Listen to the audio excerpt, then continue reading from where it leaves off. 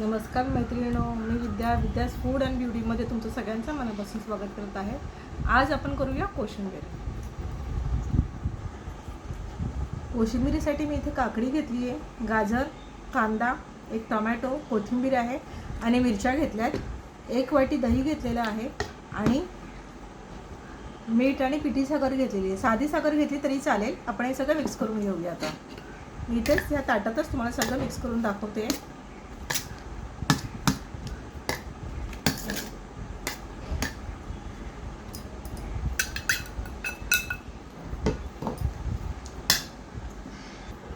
आपण यात आता दही घालून घेऊया